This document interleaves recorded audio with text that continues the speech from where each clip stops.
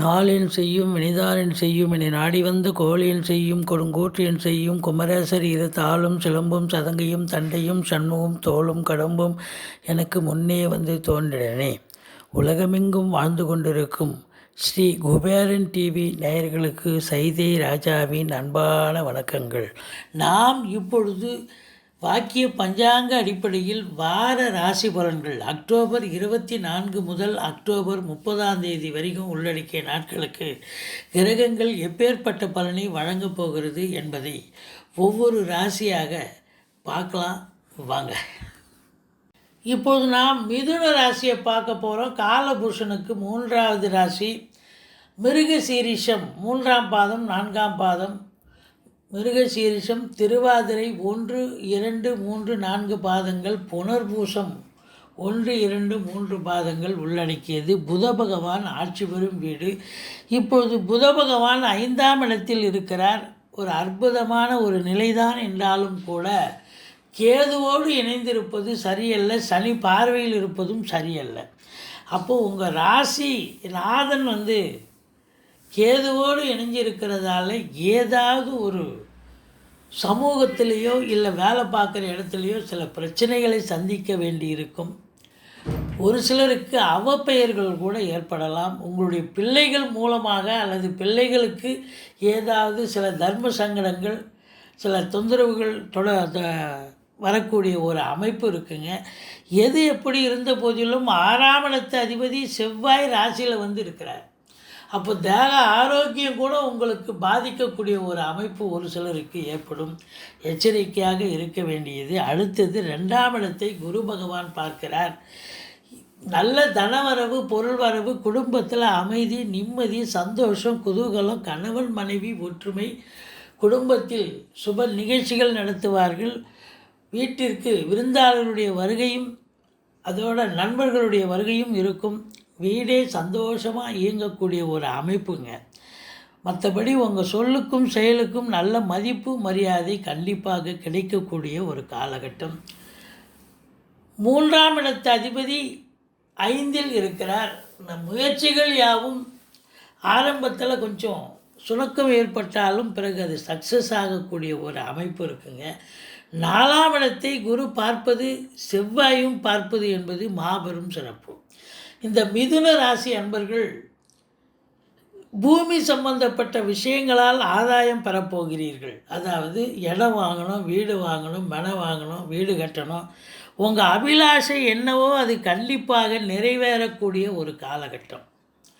ஒரு சிலர் வண்டி வாகனங்கள் பழசை விற்றுட்டு புதுசு வாங்கக்கூடிய ஒரு அமைப்பு கூட ஏற்படுகிறது. நீங்கள் குடியிருக்கும் வீடு, ஏற்கனவே குடியிருக்கிற வீடு, வாடகை வீடோ சொந்த வீடோ வாஸ்து தோஷம் இருக்குதுன்னு கேள்விப்பட்டீங்கன்னா இப்போ அந்த வாஸ்து தோஷம் நீங்கிவிடும். படிக்கும் மாணவியர்கள் நல்லா படிப்பாங்க. இந்த புதனுடைய ஆதிக்கம் நிறைந்த அன்பர்கள் ரொம்ப அதிகமாக சிரமமின்றி, அதாவது ரொம்ப முயற்சியோடு வேலை பார்ப்பீங்க. ஓரளவுக்கு நல்ல பெயரும் எடுக்கக்கூடிய ஒரு காலகட்டமாக இது அமைகிறது. 5ஆம் இடத்தில் கேது பகவான் இருக்கிறதால, 5 அங்கே ஆட்சி பீடத்தில் இருக்கிறதால பூர்வீகத்தில் ஏதாவது பிரச்சனை வரலாம்.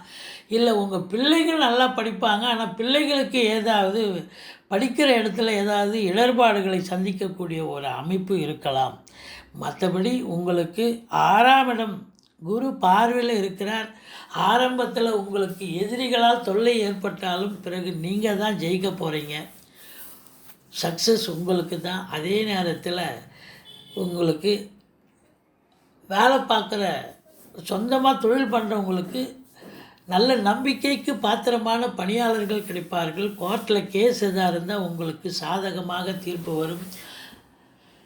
இந்த மிதுன ராசி அன்பர்களுக்கு சுகஸ்தானமும் திருப்திகரமாக இருக்குது. ஆரோக்கிய ஸ்தானமும் அதை விட சிறப்பாக இருக்குது. வெளியூர், வெளிநாடு, வெளி மாநிலம் செல்ல நினைக்கும் அன்பர்கள் தாராளமாக இந்த குரு பகவான் உங்களை வழி அனுப்பி வைப்பார்.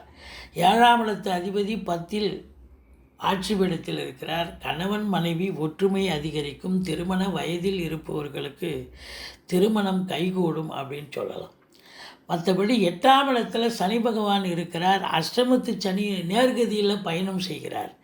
இது அஷ்டமத்து சனியினுடைய வீரியம் இருக்கும். அதனால் நீங்கள் சங்கடம் தீர்க்கும் சனி பகவானே மங்களம் பொங்க மனம் வைத்தருள்வாய், சச்சரவின்றி சனீஸ்வர தேவே இச்சகம் வாழ்க இன்னருள் தாத்தா. சனிக்கிழமை தோறும் எள்ளெண்ணெய் தீபம் இட்டு வாருங்கள். சனி பகவானை வழிபாடு செய்யுங்கள். தலைக்கு வர்றது தலைப்பாயோட போகும். மற்றபடி 10ஆம் இடத்துல குரு பகவான் இருக்கிறார். ஆட்சி பீடத்தில் இருக்கிறார். ஆனால் வக்ரகதியில் இருக்கிறார். ஒரு சில ராசி அன்பர்களுக்கு உத்தியோக மாற்றம் இருக்கும்.